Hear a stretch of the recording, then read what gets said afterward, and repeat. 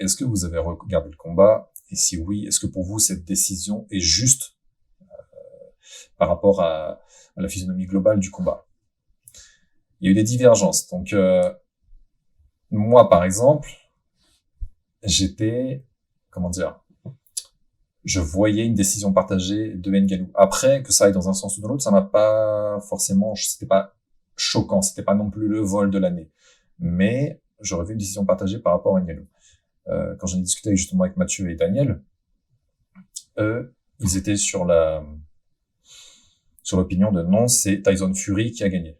Alors, pour moi, Fury et Ngannou, le résultat, on le savait à l'avance. Fury ne pouvait pas perdre vis-à-vis de la boxe anglaise, selon moi. Donc, du coup, ce que t'entends par là, c'est que, je vais pas dire quoi qu'il soit passé, mais je vais même pas dire en termes de juge, mais pour toi, la décision allait revenir à Fury quoi qu'il arrive, c'est ça? Parce que de ce qu'on a pu voir de ce combat, je pense que Tyson Fury clairement a sous-estimé Ngannou. Il a sous-estimé Ngannou. C'était pas vraiment le Tyson Fury qu'on a pu voir face à Deontay Wilder, par exemple.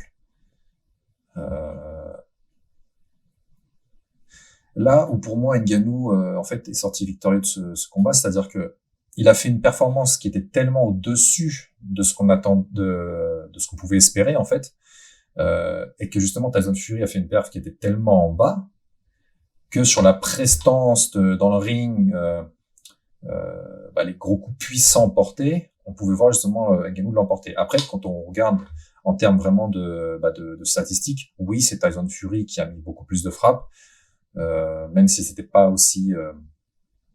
des frappes significatives aussi balèzes que Ngannou justement. Mais sur la totalité du combat, Fury a remporté plus de rounds. Il essaie, comment dire,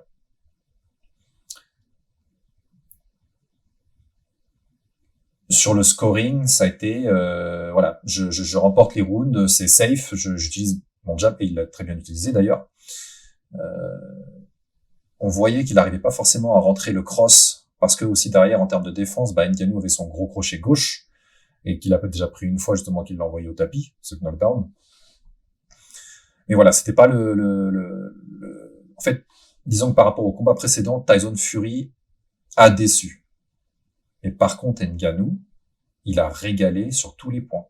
Sur tous les points.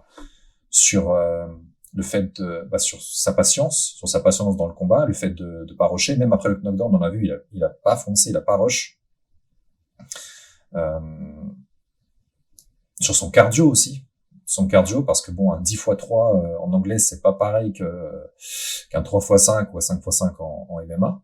Donc son cardio, parce que Francis, c'est grosse masse musculaire, c'est et du coup bras lourds, épaules lourdes, comme on avait pu voir justement avec McGregor.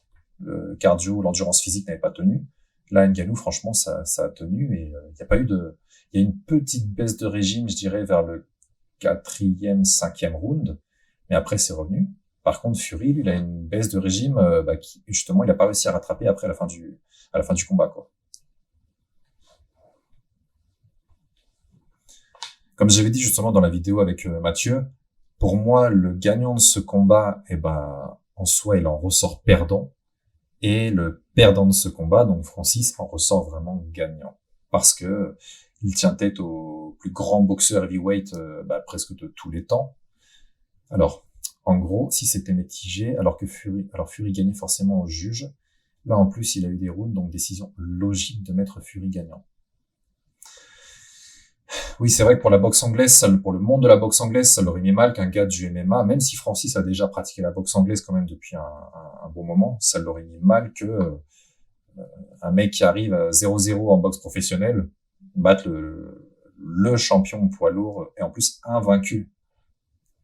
Donc ouais, ça l'aurait mis vraiment mal pour le monde de la boxe anglaise.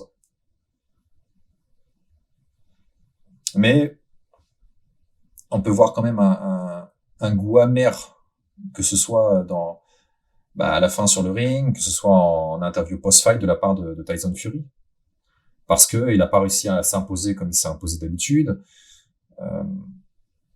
Il a pris un knockdown, il a pas réussi à en mettre non plus, il a pas réussi à toucher comme d'habitude. Donc ouais, pour moi Tyson Fury, même s'il a gagné ce combat, il en ressort quand même perdant. Parce il a pas su s'imposer comme d'habitude dans son sport à lui, son sport de prédilection, face à quelqu'un justement qui arrive, qui est un peu brand new dans ce sport-là, quoi. Il y a peut-être allé trop tranquille, trop sous-estimé. Moi, je suis quasiment sûr qu'il l'a sous-estimé. Déjà, rien que le fait qu'il ait matché Alexander Usyk pour le 23 décembre. D'ailleurs, ce combat maintenant a été décalé. Il a été décalé en février, si je dis pas de bêtises. Normalement, les mecs en boxe anglaise, ils espacent quand même pas mal leur match, tu vois. Mais là, je pense qu'il était tellement sûr de lui qu'il s'est dit, vas-y. Mais même Ngannou, justement, il avait dit, ouais, enfin, je comprends pas, c'est quand même un manque de respect. Tu me matches un autre truc, genre un mois et demi plus tard que notre combat, c'est pas possible. Donc ouais, je pense que pour Tyson Fury, il devait penser que ça devait être une une promenade de santé, tu vois. Sauf que pas du tout, il s'est trompé. Ngannou a fait mentir, justement les pronostics, même s'il a perdu. Mais voilà, je pense qu'après Fury, justement par rapport à ça, ça va lui mettre une très grosse leçon. Alexander Usyk, il va pas le sous-estimer. Il y a des rumeurs de combat. Alors, normalement, justement, ça devait être combat reprise, donc aussi dans le sport de combat pour Ngannou, parce qu'il revenait... combien il avait fait 21 mois, je crois, sans combattre, depuis qu'il était parti de l'UFC. Donc, combat en boxe anglaise. Après, il devait faire ses débuts au PFL en 2024. Mais là, apparemment, même ses débuts au PFL, c'est pas sûr. Il va sûrement retourner en boxe anglaise. Il y a eu un adversaire potentiel qui a été annoncé. Ah oui, c'est soit, je crois que c'est Joshua Parker, ou alors il y a un Chinois, j'ai oublié son nom, un Chinois très grand, très costaud, qui a distribué un KO. Un Anglais, je me rappelle plus du nom de l'Anglais, si vous savez le blaze. Et donc voilà, ça pourrait être des adversaires potentiels pour Francis. Alors aussi, ce qui est bizarre, c'est que Francis, il y a eu son classement chez les heavyweight en boxe anglaise qui est sorti. Normalement, on le voyait dans le top 10 mondial des heavyweights. Il a été classé genre 500e ou un truc comme ça. Enfin, un truc qui était pas, qui manquait un peu de sens, quoi. Dans tous les cas, Ngannou, il a aujourd'hui, je crois, 37 ans. Donc, il était ressorti d'une grosse opération au genou. Et en fait, son niveau ne fait que aller comme ça.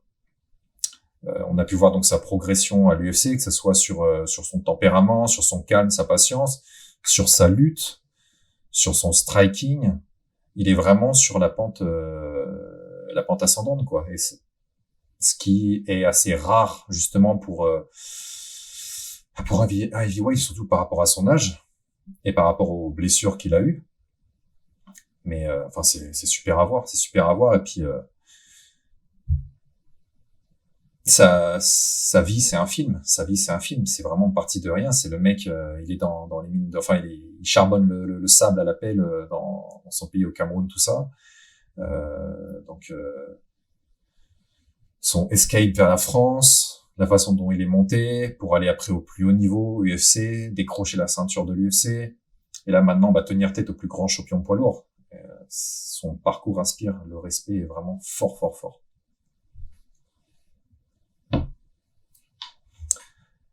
Donc voilà pour ça. Alors, on dirait un perso de film. Ah, mais complètement, hein, complètement. Franchement, si sur une adaptation Netflix, ça va être un truc de ouf. Tu te dirais non, ça n'existe pas, c'est pas possible.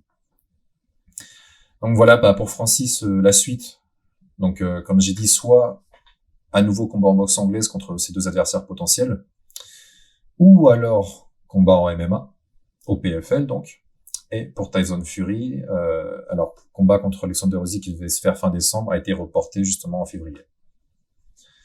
Et pourquoi pas un rematch entre les deux? Ça serait vraiment bien. Alors, il y a eu, on en avait parlé justement, cette très mauvaise nouvelle, à savoir Jon Jones qui s'est blessé à l'entraînement peu de temps avant son main event face à Stipe Miocic. Alors, donc sur ce combat, qu'est-ce qui devait se passer? Donc Jon Jones, qui a la ceinture poids lourd de l'UFC, devait affronter donc Stipe Miocic. Stipe qui n'avait pas combattu depuis, ça fait combien de temps maintenant? Ça doit faire au moins 1 an et demi, 2 ans, je crois. Et ce combat, en plus, apparemment devait servir de combat, combat farewell pour les deux. C'est-à-dire que, à la fin de ce combat, les deux allaient prendre leur retraite. Ce qui aurait été déjà une première en soi et quelque chose d'assez beau aussi. Du coup, John Jones, on a pu voir, il y a eu la vidéo qui est sortie sur les réseaux pendant un sparring avec un gros heavyweight sur une phase de lutte. Il s'est déchiré le pec gauche. Il s'est déchiré donc au niveau de l'insertion, ça a lâché. Alors qu'est-ce qui se passe dans ce cas-là? Opération, il faut rattacher le tendon du pectoral justement au niveau de l'os, etc.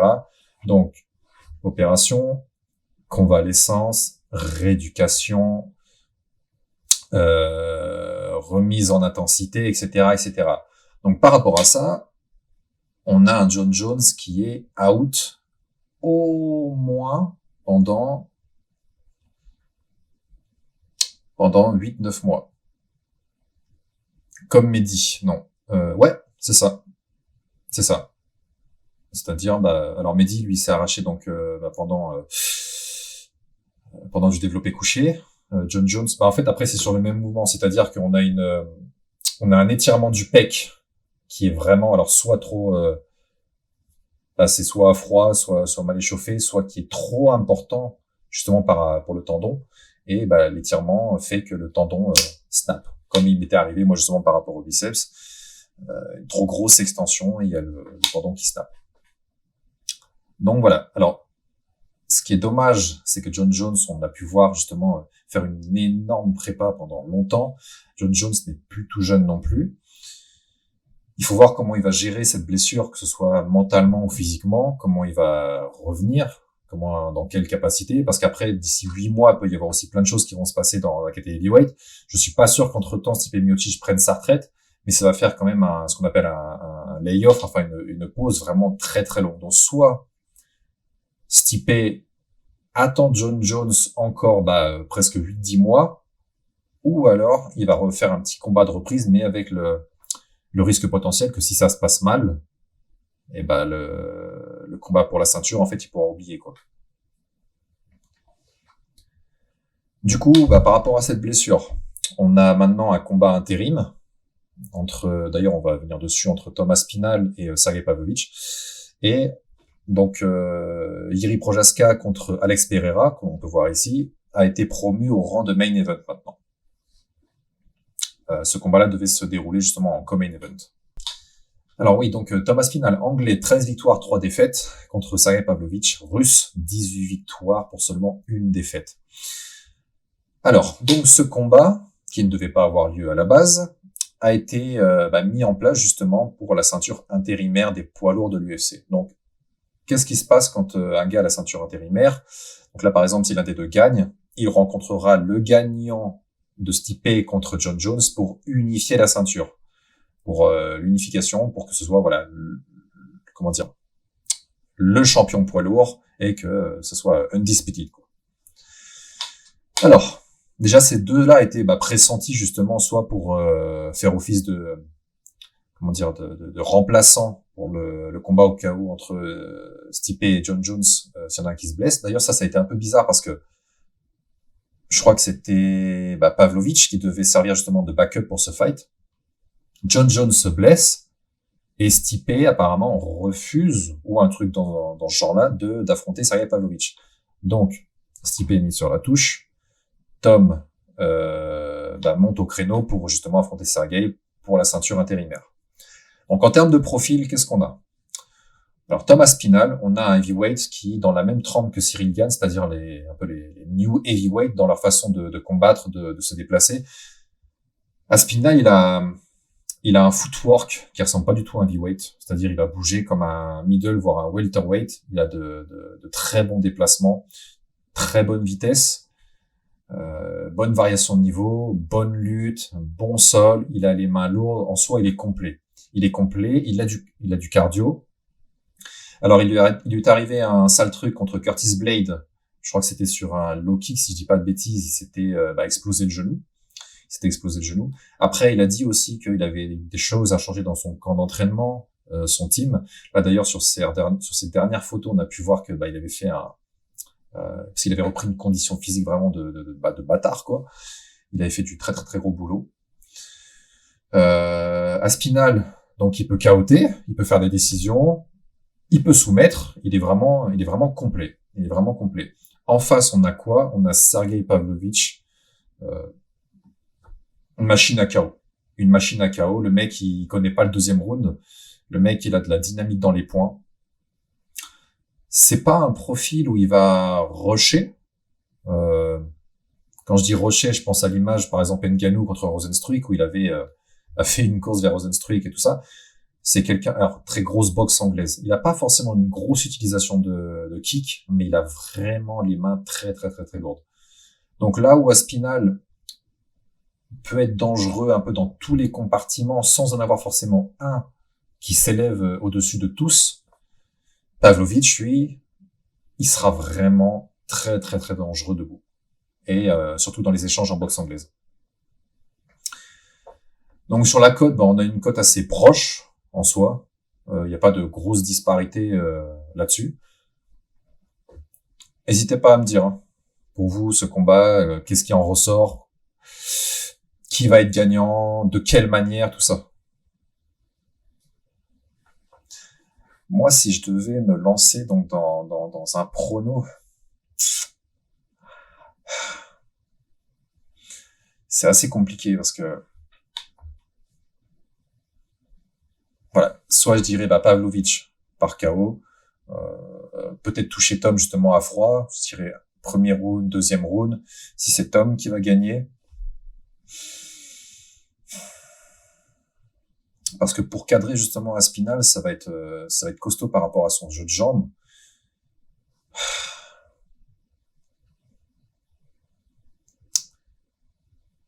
Peut-être que sur les troisième, quatrième rounds, Pavlovich va commencer à fatiguer et je verrai bien Aspinal lui prendre le dos, étranglement arrière. Je le vois pas l'emmener à une décision. Je le vois pas le KOT non plus parce que pour moi dans les échanges debout, Pavlovich est vraiment trop dangereux. Je le vois le maintenir à distance, bonne utilisation des kicks. Peut-être le coller contre la cage ou alors le faire un takedown sur un timing justement sur une frappe de Pavlovich. Mais après voilà, comme les cotes l'indiquent, pour moi ce combat c'est un peu du 50-50, c'est dangereux des deux côtés. Mais voilà, soit soumission de Aspinal, soit KO de Pavlovich. Ça c'est mon avis. Et donc voilà, encore une fois, le vainqueur de ce combat accédera, enfin du moins aura la ceinture intérim des poids lourds et combattra donc soit Jon Jones, soit Stipe pour unifier la ceinture et être le king de la catégorie reine.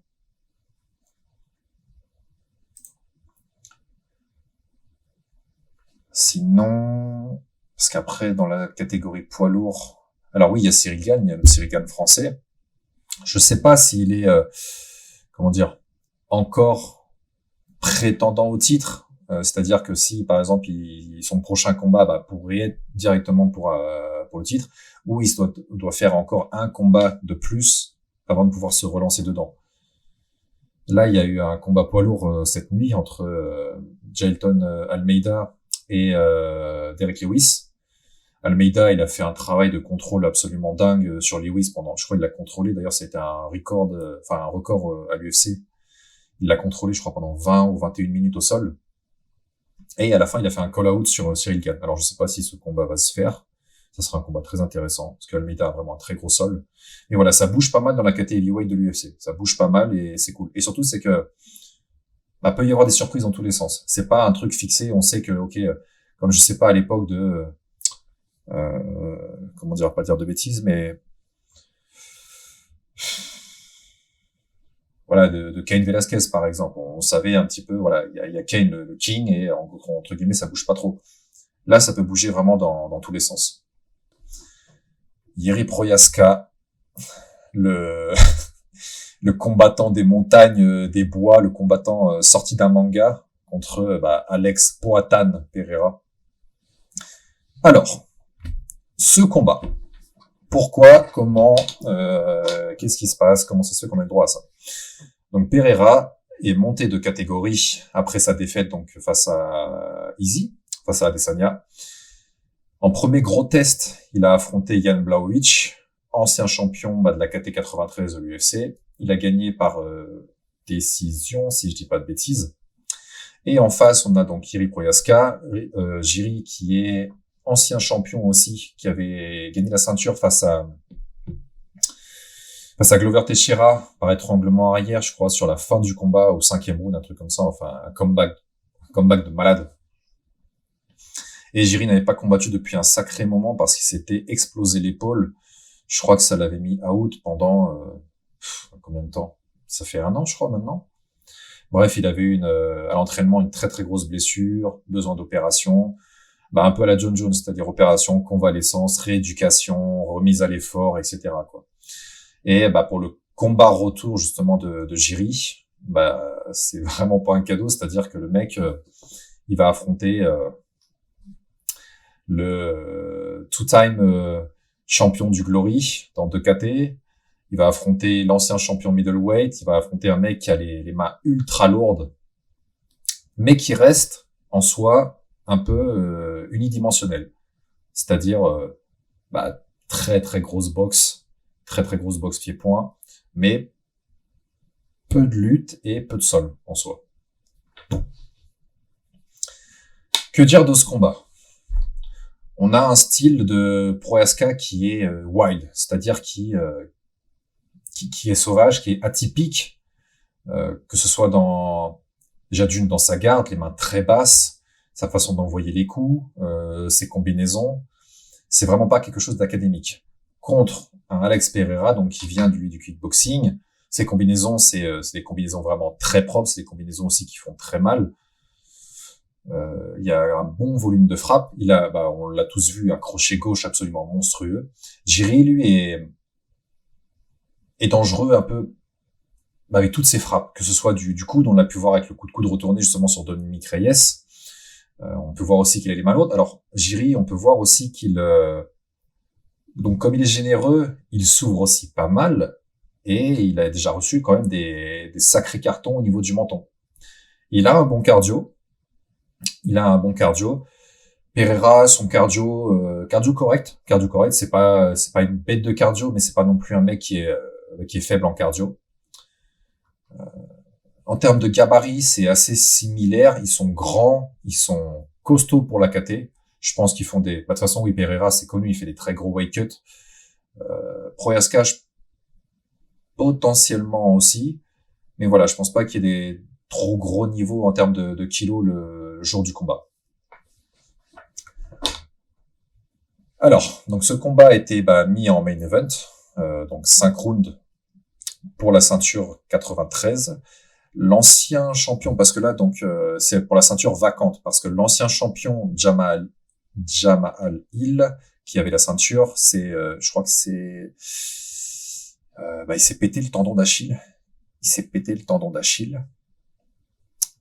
Donc attendez, c'est pour le vacant ou pas? Je sais plus.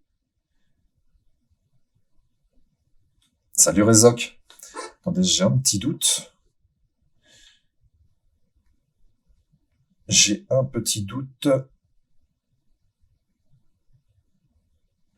quelqu'un peut me confirmer ou pas.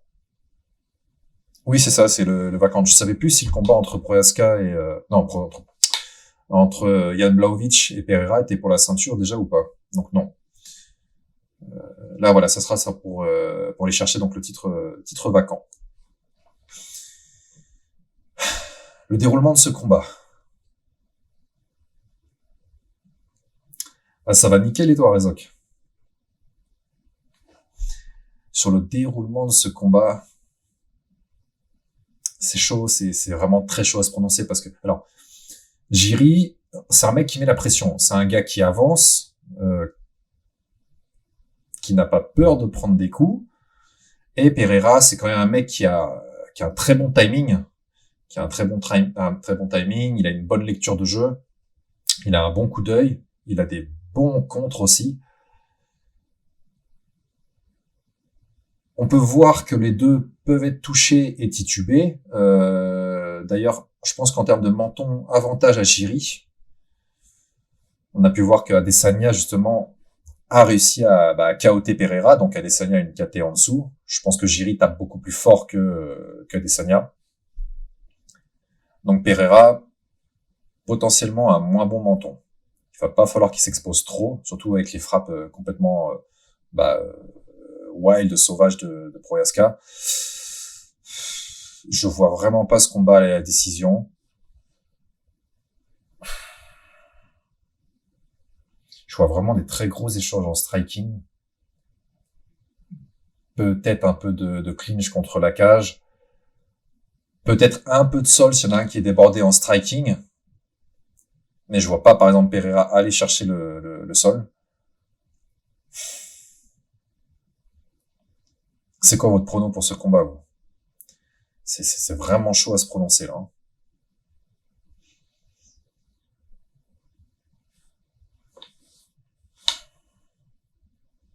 De toute façon, le jour ou 2 jours avant l'événement, je mettrai dans ma story, justement, mes pronos pour la main card. D'ailleurs, vous pouvez parier sur ces combats avec notre sponsor Unibet. Je vous donnerai aussi un petit code et un lien pour profiter d'une belle offre pour parier. À faire avec modération, bien sûr. Alors, le problème, c'est que là aussi, il y a le prono de cœur, il y a le prono de raison. Si c'était avec le cœur, enfin, je kiffe les deux. Moi, personnellement, je kiffe les deux. Mais Pereira, je commence vraiment à de plus en plus kiffer parce que le mec, je veux dire, c'est un tueur de ouf. Et on voit de plus en plus de petites vidéos, de petits trucs sympas où justement le mec, comme il avait genre sa veste de Pikachu, tu vois Alex Pereira en train de faire le cri de Pikachu, tu vois. Je veux dire, ça n'a aucun sens. Ça n'existe pas normalement, c'est pas possible. Mais que des trucs drôles comme ça où tu le vois faire des blagues avec Glover Teixeira, tu vois que le mec, c'est un mec cool. Tu vois, c'est vraiment un mec tranquille, quoi. Et même quand il était parti s'entraîner avec Sean Strickland, qu'il avait KO'té justement, c'est un mec vraiment bonne vibe.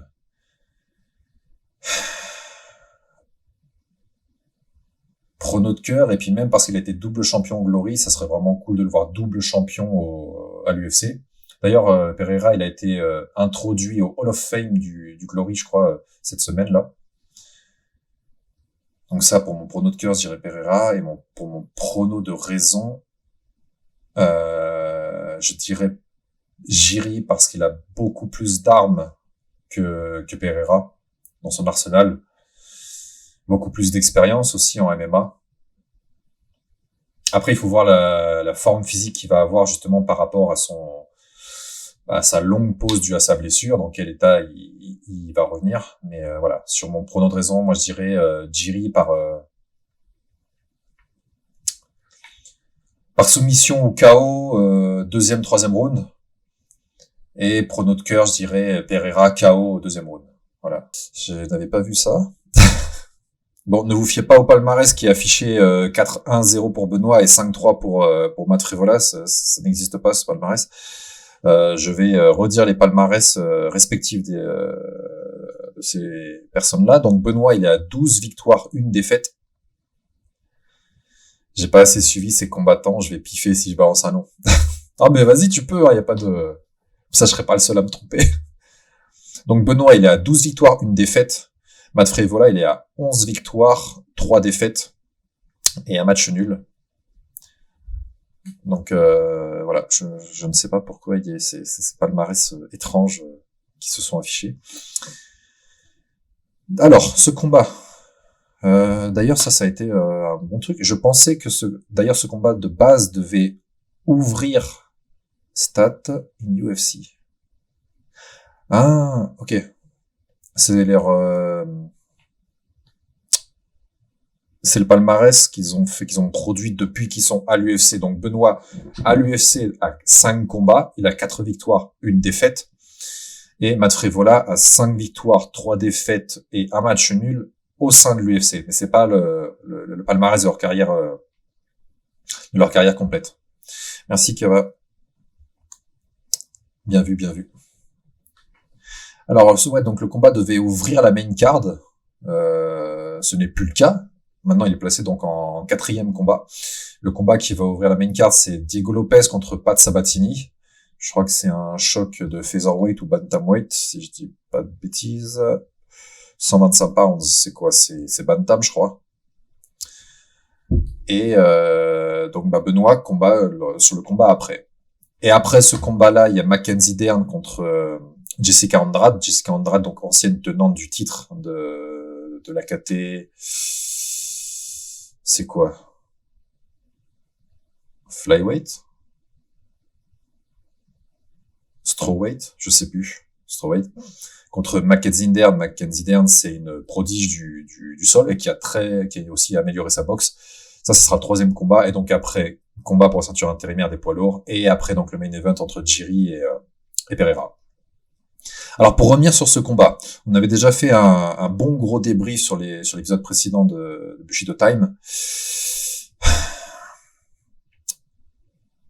Le style de combat de Benoît, c'est quoi? De base, donc, Benoît, c'est un grappleur, très grosse lutte, très gros sol, très gros cardio. Il a vraiment beaucoup amélioré sa boxe, notamment avec le fait depuis qu'il a commencé à travailler avec Daniel, on a vu une évolution de malade. Il y avait une évolution de malade. Cardio machine, et surtout la plus grosse arme de Benoît, pour moi, c'est son mental. C'est son mental. C'est je suis en mission pour abattre le mec devant moi, et il y a pas de reculoir, quoi. Il y a pas de reculoir. C'est Benoît, c'est quelqu'un de généreux en striking, qui, comme on vient de dire, il va à la guerre. Il envoie. Le seul, si je peux me permettre, petit point négatif du coup, c'est que derrière il va s'exposer un petit peu trop. Mais voilà, c'est le style qui fait ça. De l'autre côté, Matt Frevola, c'est un petit peu le même profil que Benoît. C'est-à-dire, c'est un mec qui a du sol. C'est un mec qui a une lutte. Alors, il a moins de travail en kick que Benoît. Benoît, il a un middle gauche, que j'ai pu bouffer. D'ailleurs, je peux vous dire que la jambe, même si elle partait absolument pas en pleine balle, la jambe est très très lourde, hein, de Benoît. Une très bonne utilisation, justement. Donc, Frevola, il a moins de travail en kick, mais Frevola, il a une anglaise qui reste quand même assez lourde, surtout son overhand droite. Mais pour moi, si on doit faire une comparaison, disons que Frevola, c'est un peu un Benoît, mais en deçà sur tous les compartiments. Tous les compartiments. Ça reste quand même quelqu'un qui est dangereux. Il n'est pas classé 15e à l'UFC pour rien. Attention. Frevola. Il bouge pas mal, il a un bon footwork, il a des gros contres en overhand. En fait, là où il faut faire attention, là je pense où Benoît devra être vigilant, c'est le fait de s'imaginons, parce que Frevola c'est ce qu'il veut. Frevola, il aime tout ce qui est dirty, il aime la bagarre, il aime envoyer son overhand. Donc il faut que Benoît ne rentre pas à la bagarre. Il a largement les armes pour le lutter, pour aller lui prendre le dos, pour l'étrangler, pour lui faire du sale au sol. Il a un bon menton, Benoît, mais Frevola envoie des sacrés parpaings. Faut pas que Benoît s'expose trop, et ça devrait le faire. Ouais, c'est ça pour moi le plus gros risque de ce combat-là. C'est que sur un échange où par exemple Benoît se fait connecter, il y a entre guillemets 2 fils qui se touchent là-haut, et ok, c'est la guerre, et on y va et on cartonne, quoi. Ça serait ça le plus gros risque. Après, sur le combat en lui-même, par exemple, pour moi, Thiago Moises représentait un combat beaucoup plus dangereux que Frevola. Parce que Moises, il sortait du lot justement par rapport à son sol. Frevola, il a pas forcément un compartiment où il va exceller de ouf. Il va être complet, il va être bon partout, mais il a pas un truc où ça va, tu te dis, ok, là, sur ce truc-là, c'est dangereux. Il y a son overhand qui reste, où faudra faire attention. Donc, Matt Frevola est droitier, donc Benoît est gaucher. Je pense que Benoît devra, de toute façon, je l'ai vu à l'entraînement, parler avec Daniel, tout ça. Son kick gauche à Benoît, ça va être vraiment une arme décisive, une arme décisive. Voilà, la seule chose, c'est va pas falloir que Benoît, même si je pense que c'est son kiff et que il est pas du tout dans cette optique de je vais être sur le reculoir, c'est que il rentre pas dans un truc dirty là où Frévola est friand de ce genre de d'aspect du combat, quoi. Parce qu'après au sol, Frévola, on a pu voir aussi il se précipite. Voilà, il se précipite. Il va attaquer, il va aller sur des soumissions, des choses où il a pas forcément un bon contrôle. Il perd de temps en temps la position forte. Quand on va se précipiter pour une soumission, alors ça peut payer, mais par contre on peut aussi se mettre en gros danger parce que on perd la position forte, on se retrouve dans une position où on peut justement être en dessous et se faire frapper. Après voilà, c'est ce qui est déjà arrivé. Pour moi, Benoît, il a vraiment toutes les armes pour décrocher cette victoire et donc enfin rentrer dans le top 15 de l'UFC. Dans le top 15 de l'UFC, il y a vraiment que des tueurs et surtout que des match-ups de malades à faire pour Benoît qui promet des trucs explosifs. Là, Benoît, il est en train vraiment de percer sur le marché américain parce que son style de combat, ses finishes, tout parle au public américain. Et pour qu'un Français, justement, aille convaincre au pays de l'oncle Sam, il en faut, quoi. Il en faut vraiment. Et Benoît, il est en train de péter, et puis l'UFC kiffe ça. L'UFC aime un mec qui vient et qui est là pour se battre, qui est là pour du finish. Donc voilà, Benoît gagne en exposition, gagne sur tous les plans, et pour moi c'est largement mérité, largement justifié. Donc voilà, ça ce combat-là, ça va être pour rentrer dans le top 15 de l'UFC. Après, en match-up potentiel qui pourrait être intéressant, là déjà, alors dans la catégorie lightweight, on a vu qu'il y a Beneil Dariush qui a été matché pour début décembre, je crois, contre Arman Tsarukyan.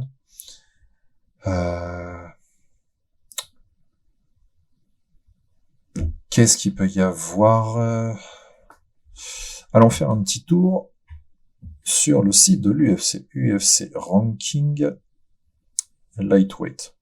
Après, on va pas non plus se précipiter trop loin. Il faut déjà passer Frévola. Déjà d'une. Alors.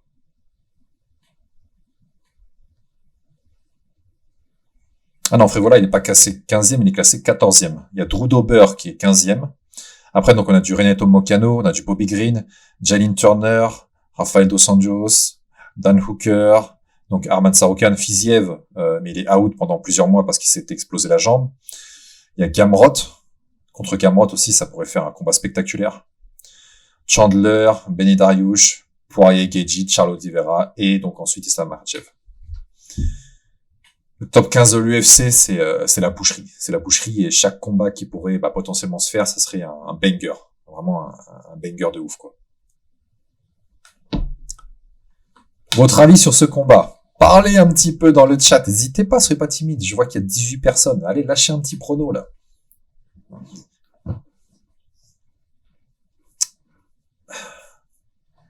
Moi, que ce soit mon prono de cœur ou mon prono de raison, les deux seront pareils, c'est-à-dire que je vois Benoît prendre la victoire. Alors après, de quelle manière? Frévola, on a vu qu'il s'est déjà fait éteindre. Benoît, personne n'a réussi à l'éteindre. Même Eliseu Dos Santos, qui était une KT au-dessus et qui était chargé, n'a pas réussi à éteindre Benoît. Donc Benoît a un menton stratosphérique. Frévola peut se faire éteindre. Est-ce que je vois Benoît KOT Frévola?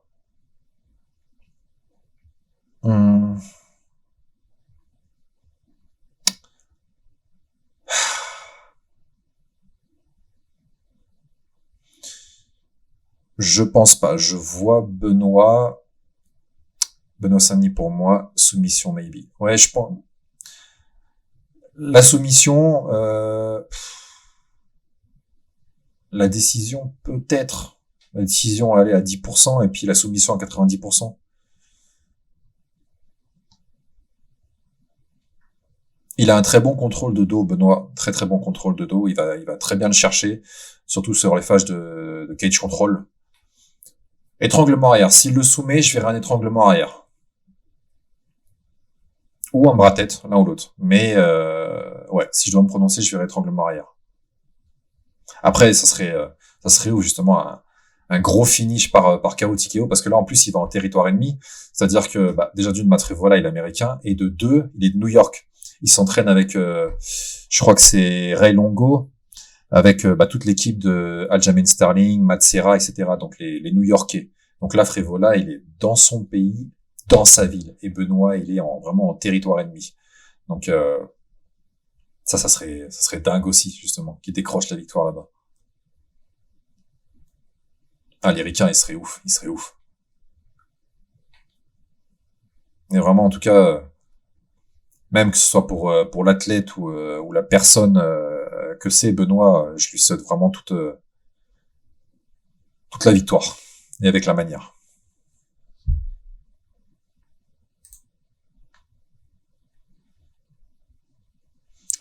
Donc ouais, il va falloir soutenir très très fort notre Benoît Saint-Denis, les gars.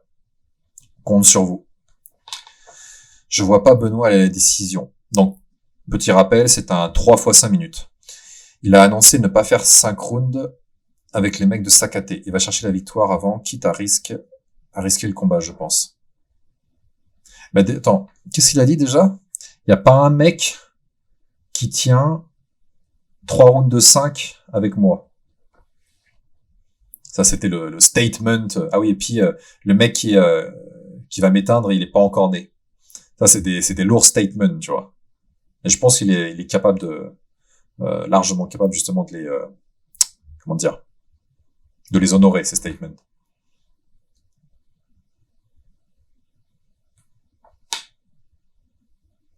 Ouais, et puis tu sais, je pense que dans le style de combat de Benoît, comment dire, c'est pas je vais gagner ce round, je vais gagner ce round, je vais gagner ce round, tu vois, c'est pas je vais scorer juste histoire de remporter une décision. C'est à chaque fois, c'est vraiment, il y a pas un mec de moins de 70 qui fait 5 rounds avec moi. C'était 5 ou 3, je sais plus.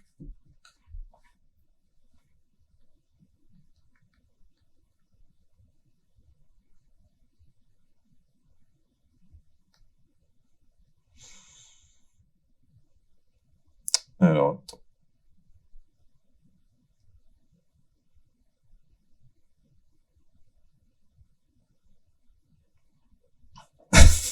Je viens de vérifier. Alors, ok, merci de la France, merci à tous. Je vais vous expliquer une chose, je vais vous dire une chose. Il n'y a pas un seul mec en moins de 70 kilos qui fait 3 fois 5 minutes avec moi. Je vais vous le prouver étape par étape et je viendrai défendre la ceinture de l'UFC à Paris lorsqu'elle sera autour de ma taille. Ça, c'est un statement qui pèse. Putain, c'est tout ce que je lui souhaite, hein. Vraiment, ça serait malade. Et aussi, Benoît, il faut pas oublier une chose, c'est qu'il est, entre guillemets, encore jeune dans le MMA. Il a commencé sa carrière il y a combien de temps maintenant? Sa carrière professionnelle en 2019. Il a 27 ans, mais il ressemble à mon daron.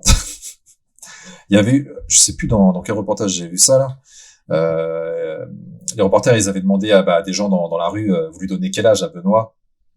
Il y en avait qui lui lâchaient des 37 ans, des 40 ans, des 42, 45 et tout. C'est vrai qu'il a un visage dur, hein. Quand j'étais à côté de lui, je suis regardé, je fais, mais c'est pas possible qu'on ait 6-7 ans d'écart tous les deux. J'ai l'impression de vraiment de me sentir le plus jeune, quoi. Ouais, mais il a un visage marqué, quoi. Il a un visage marqué et ouais, comme je viens de dire, il a commencé sa carrière professionnelle en 2019. Ça fait que 4 ans, donc bientôt 5, qu'il a commencé le MMA en professionnel. C'est tout jeune. Sur une carrière, c'est grave jeune. Il a encore une marge de progression qui est énorme, Après, comme sa carrière, ça c'était Daniel justement qui l'a dit, je sais plus dans quel reportage, c'est que la guerre de Benoît, elle va être encore longue. Donc, il va quand même falloir limiter aussi les dommages qu'il va prendre. Dès que tu côtoies la guerre, j'ai l'impression que ça devient vieillir prématurément. C'est l'armée, ça, ce sport de combat. Ah ouais, mais totalement, à 200%. De toute façon, je pense qu'on a déjà tous vu des photos avant-après de mecs qui partent au front. Des photos où justement avant de décaler, et les mecs une fois qu'ils reviennent du front, le visage a changé, c'est plus le même. Je pense que on est confronté à des choses, on voit des choses qui transforment un homme. Sous dans le type de bataillon dans lequel tu es. Si comme Benoît dans les forces spéciales, je pense que t'es pas envoyé pour faire de la logistique, tu vois. Donc ouais, c'est des trucs qui te changent un homme, qui te marquent un homme.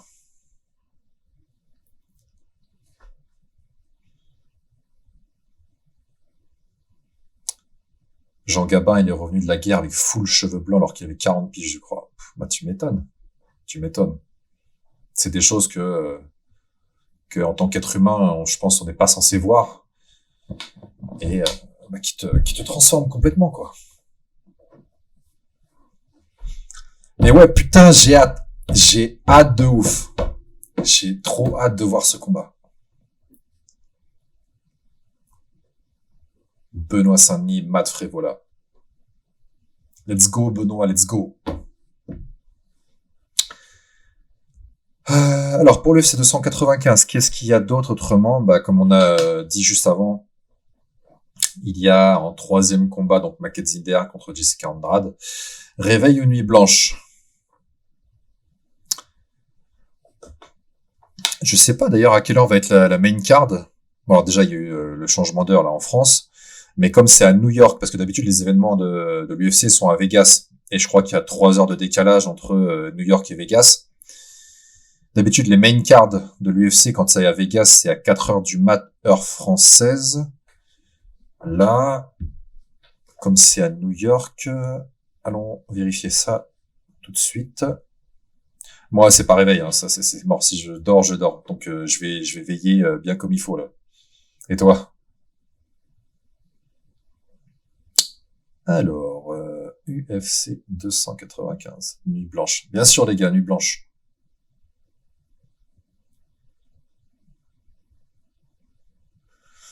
Ouais, bah, ils vont quand même faire les horaires comme si c'était à Vegas. Putain, ça, c'est chiant de ouf. Parce que les prélims commencent à minuit. Les early prelims. Après, donc, les prélims normaux, normal, commencent à 2 heures du mat. Bonjour, monsieur Tommy, comment tu vas?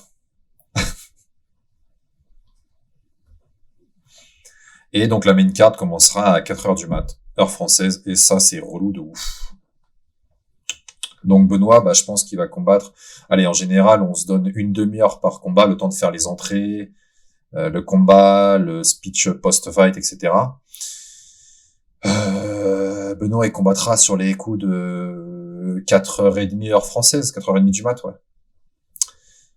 On a eu un Français qui a signé au Rising. Donc le Rising, c'est quoi? Le Rising, c'est l'organisation la plus grosse au Japon. Hein. Il y a eu le Pride, il y a eu le Dream, et maintenant donc le Rising. Rising qui est encore présidé par le même gars qui a présidé le Pride. Donc son nom de famille c'est Sakakibara. Bref, c'est the organisation en Asie aux côtés du One. Et donc on a eu notre français, donc Quentin Domingos, français ou portugais. Enfin, je crois qu'il est rentré avec le drapeau du Portugal. Bref, qui combattait contre Shota Betlemidze. Alors, dans la catégorie heavyweight au Rising. Alors là, ce Rising-là, c'est tenu dans une cage, parce que c'était un Rising landmark. Alors, il y a les Rising numérotés. Après, il y a les Rising, je sais plus s'ils les font encore, Trigger, ce qu'ils appelaient. Les Rising Trigger, ils les faisaient justement en cage, et les Rising landmark, ils les faisaient dans un ring, mais c'était des plus petits Rising. Et du coup, donc ce Rising-là, c'est pas tenu au Japon. Pour la première fois, ça a été exporté en Azerbaïdjan. Je crois parce que le champion de la KT, je sais pas si c'était lightweight ou feather, remettait son titre en jeu justement, et il venait d'Azerbaïdjan. Donc c'est pour ça qu'ils sont allés faire l'événement là-bas. Et du coup, Quentin, alors je sais pas s'il a signé un deal un one shot pour le combat ou s'il a signé un multi-fight. La barbe hyper longue, comme ça l'adversaire a du mal à cibler le menton. On voit Chimaev qui fait la même chose. Hein. Donc sur le papier, Shota 17 victoires, 2 défaites. Alors, il faut le préciser aussi, hein, c'est un gros palmarès. On est tous d'accord, 17 victoires, 2 défaites chez les lourds, c'est vraiment un putain de gros palmarès. Il faut les avoir fait, elle a 20 combats, il faut les avoir fait, mais quand on regarde le Tapology de Shota, ça c'est ce que par exemple on peut appeler un palette record, c'est-à-dire un mec qui a construit son palmarès vraiment de A à Z parce que il a affronté des mecs à 1-0, 0-0, 0-1, etc. Pour monter. Je crois qu'il était déjà à 16 combats, il a pris un mec qui était à 0-0. Voilà. C'est pas ouf si tu veux. Mais bon, ça n'enlève en rien le fait que c'est quand même un mec qui a 20 combats. Ça n'enlève en rien le fait que Quentin prend un mec qui reste quand même relativement chaud. Alors, qu'est-ce qui s'est passé sur ce combat ? Il y a eu des gros échanges en striking. Khabib jusqu'à 17 victoires. Après, Khabib a affronté des mecs vraiment très chauds. Mais voilà, il y a quand même une certaine construction de palmarès et c'est pas... voilà, on voit le 17-2 qui pète aux yeux, mais il faut voir c'est quoi le 17-2. C'est est-ce qu'on a affronté des mecs tendax ou est-ce qu'on a affronté soit des débutants, soit des... voilà, des mecs avec des palmarès négatifs. Donc il y a eu des gros échanges en striking. Malheureusement, Quentin, après un échange au point, s'est blessé à la jambe. Donc j'avais pu voir sur Maître Fumier qu'est-ce qui s'est passé. Donc Quentin s'est niqué le genou. Je crois qu'il a fait rupture des ligaments externes. Il savait pas si le ménisque ou pas était touché, mais voilà. Il s'est blessé du coup et donc victoire par TKO, arrêt de l'arbitre sur blessure pour Shota.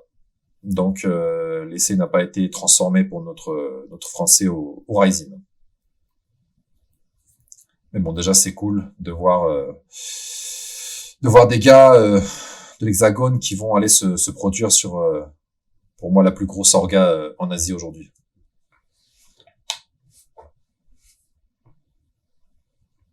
Donc on lui souhaite forcément bien évidemment un bon rétablissement à Quentin et on espère le revoir vite.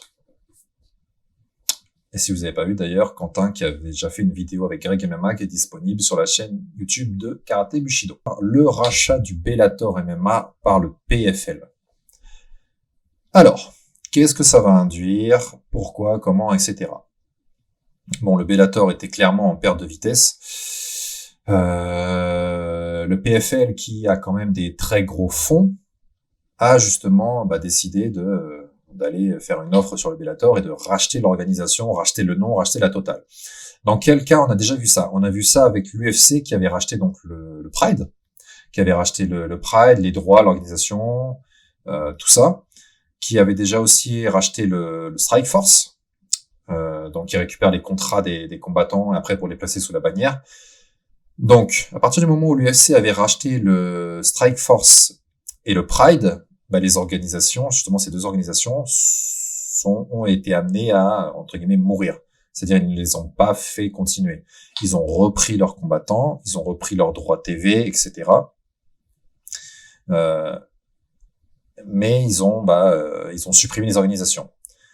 Là, le choix du PFL par rapport au Bellator, donc l'acquisition va être officialisée, ça va prendre effet en 2024, mais le Bellator ne va pas tout de suite disparaître. Ils ont pour intention de le laisser courir, Ils ont pour intention de faire vivre le Bellator pendant encore 2 ans. Alors, pendant ces 2 ans, qu'est-ce qui va se passer? Soit ils savent qu'ils vont supprimer le Bellator au bout de ces 2 ans, ou alors ils vont essayer, entre guillemets, de tout faire pour raviver la flamme du Bellator, que ça devienne une organisation prospère. Le problème avec le Bellator, je pense que ça doit être la réputation qu'ils ont. C'est-à-dire que, par exemple, les mecs qui sont au PFL, c'est les mecs qui sont chauds, c'est les mecs, ou alors peu connus, mais c'est des mecs aussi qui sont là pour le tournoi à 1 million. Les mecs qui sont à l'UFC, c'est les mecs qui sont au plus haut niveau. Ils sont rentrés à l'UFC, ok, on a atteint le Graal mondial. Les mecs qui sont au One, c'est des mecs très chauds en striking, c'est des règles violentes, etc. Et je crois que ça doit être une des seules orgas pour qui on retrouve ce genre de réputation dans le monde du MMA. Alors c'est quand même une organisation qui est respectable, qui a des combattants de gros calibre. Mais en général, quand on parle des mecs qui sont au Bellator, on dit que c'est genre des retraités de l'UFC. C'est des mecs qui c'est un peu genre l'organisation des seconds couteaux, quoi. On va au Bellator parce qu'on a foiré à l'UFC. Après aussi, c'est vrai que dans le choix du matchmaking du Bellator, t'as des mecs qui rentrent au Bellator, les gars, ils sont à, je sais pas, à 2-2, par exemple. Ils sont à 2-2, ou ils viennent de faire leur début en MMA professionnel, et ils sont déjà placés sur une carte du Bellator. Donc du coup, ça enlève un petit peu de prestige autour du nom Bellator. Qu'est-ce qu'il y a d'autre? Par exemple, là, ils en sont déjà à leur 300e événement. Il y a eu justement un événement spécial où ils avaient fait des gants en or, enfin des gants dorés, etc. Mais le Bellator a pas forcément la réputation de l'UFC, alors que ça reste quand même une bonne et belle organisation. Hein. Mais leur choix de comment dire, de promotion, même dans les rankings, on a l'impression que c'est pas forcément très respecté, etc. Il y a un truc qui fait que le Bellator a pas la réputation qu'il devrait avoir. Donc, le PFL va acquérir le Bellator. Soit va y avoir un espèce de cross entre justement entre les deux orgas, c'est-à-dire que des mecs du Bellator vont les combattre au PFL et les gars du PFL vont les combattre au Bellator. De toute façon, on a vu que le Bellator était ouvert justement au crossover avec d'autres orgas comme le Rising. Ils ont fait, je crois, 2 ou 3 des événements déjà ensemble avec le Rising. Après, il y a des jeunes au Bellator aussi, dédicaces à Zael, qui peuvent monter en UFC s'ils sont. Ouais, ça peut leur faire un bon tremplin. Il y a des mecs qui performent fort et qui ont largement le talent pour aller à l'UFC. Donc voilà, le Bellator va être amené à disparaître. Qu'est-ce que ça va amener en termes de plus, on va dire, pour le PFL, je sais pas. Ça va juste peut-être faire grossir leur roster. Mais après, sur le papier, je sais pas. On a vu quand même que quand, par exemple, l'UFC avait signé pour le rachat du Strike Force, et ben on a pu voir les Daniel Cormier et compagnie qui sont arrivés dans le roster de l'UFC. Donc ça, c'était vraiment du lourd. Mais là, le Bellator, je pense qu'il y a quand même pas mal de combattants qui vont quitter le Bellator pour aller, non pas au PFL, mais aller dans d'autres organisations. Donc voilà, profitons encore des 2 années qui arrivent pour profiter du Bellator, et après, ce sera une organisation qui ne sera plus là, qui ne sera plus effective. Donc si vous avez des goodies du Bellator, des gants, quoi que ce soit, gardez-les parce que ça va devenir collector.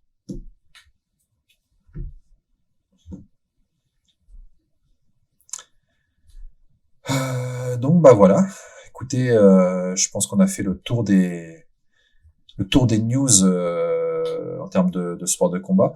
Dites-moi d'ailleurs si sur les prochains lives vous avez aussi envie qu'on parle de grappling.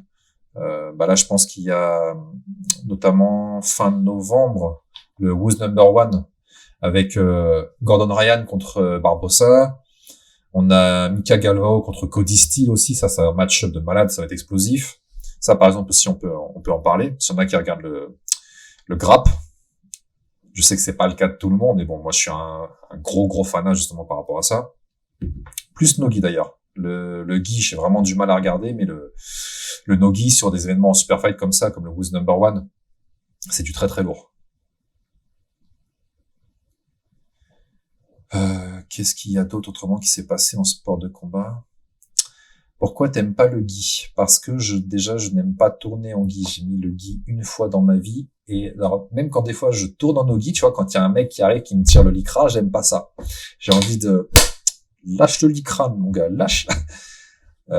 Donc le gi, ouais, je sais pas, j'ai beaucoup moins d'atomes crochus qu'avec le nogi, tu vois. Attention, je respecte totalement le Guy, l'univers de Guy. Enfin, c'est très beau tout ça. Mais à regarder, vraiment, je préfère le nogi parce que c'est moins statique. Voilà, c'est moins statique. Là où avec le Guy, bah, dans le positionnement, les trucs, le seul avantage du Guy, c'est que ça glisse pas, j'ai l'impression. Voilà. Donc du coup, ça va amener à des positions bah, qui vont un peu de moins de fluidité, si tu veux. Ça va faire tac, tac, tac.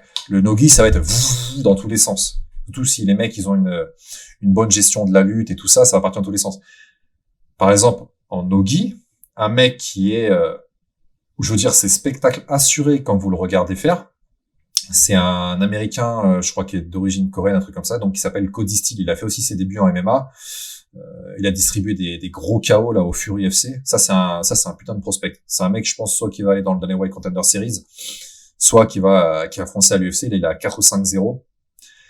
Il a un grappling à la DCC. Si vous regardez les vidéos de la DCC, il a fait les trials, tout ça. C'est le mec qui fait des souplesses à tout le monde. Il balance des souplesses.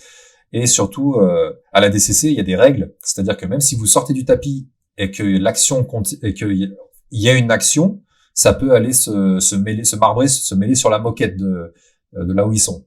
Donc tu vois Cody Steele qui va taper des étranglements arrière sur la moquette là-bas dans le casino où ça se fait. Donc c'est, enfin, il a un style vraiment explosif et spectaculaire. Et ça, par exemple, je kiffe vraiment le voir. Et donc là, il va rencontrer Mika Galvao au Who's Number One. Donc fin novembre, bah Mika Galvao, on le présente plus. Hein, c'est, je crois, il a 20 ans, un truc comme ça. Le mec, il a gagné. Enfin, titré de ouf en termes de no-gi, c'est incroyable. Ça fait un match-up de malade. Donc voilà, à deux doigts de faire des guillotines sur le paillasson d'entrée. Non mais franchement, c'est pas long, hein, je te jure. Là, tu vas sur le Instagram de la DCC, tu vois les combats de Cody là. Il a fait un étranglement arrière au dernier trials de la DCC. Ça faisait des scrambles, des roulades, machin, sur la moquette dure, tu vois, c'est sorti du tapis loin. Hein. Et c'est vraiment l'ambiance, comment dire, ambiance limite combat, ok, c'est un one-one, t'as tous tes potes autour, parce qu'en plus t'avais tout le monde autour qui criait, machin, genre, ah, c'est un truc façon Never Back Down, tu vois, t'as tout le monde qui se met autour et let's go. C'était ouf. C'était ouf.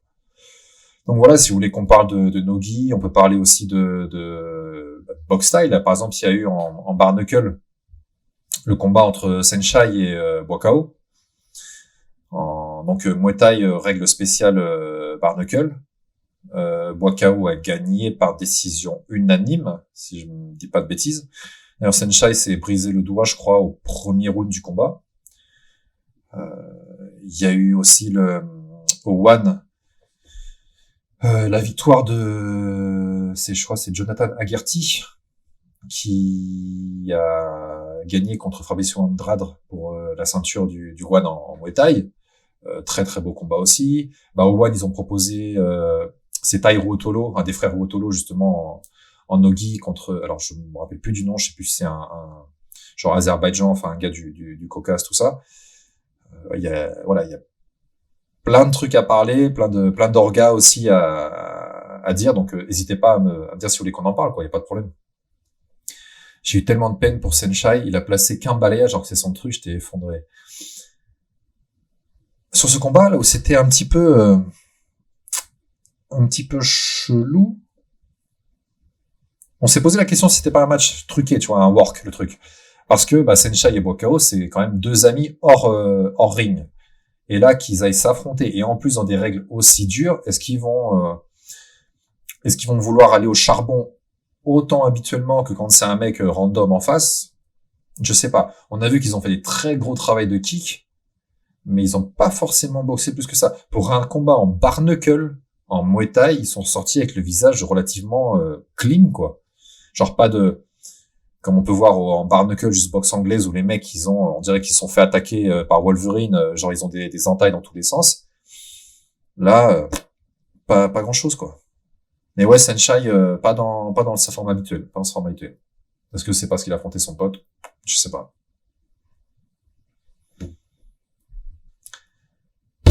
Donc voilà. Bah ouais, c'est clair. Pas une égratignure alors que l'arbitre a pas laissé de clinch plus 5 secondes. Ouais. Bah s'il y avait des règles, justement sur la règle spéciale, il y avait marqué clinch maximum 3 secondes. Maximum 3 secondes.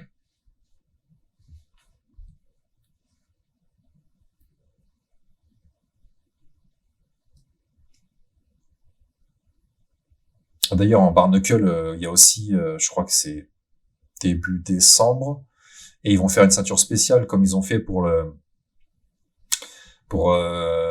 BMF title là, Baddest Motherfucker à l'UFC. Ils ont fait la même chose au barnacle entre Eddie Alvarez et Mike Perry. Ils ont appelé cette ceinture King of Violence. Donc c'est pas pour être champion de l'AKT, mais c'est parce que les mecs, on sait qu'ils y vont et ils y vont fort quoi. Donc il y aura une ceinture spéciale mise en jeu entre les deux. Ça sera donc début décembre si je dis pas de bêtises.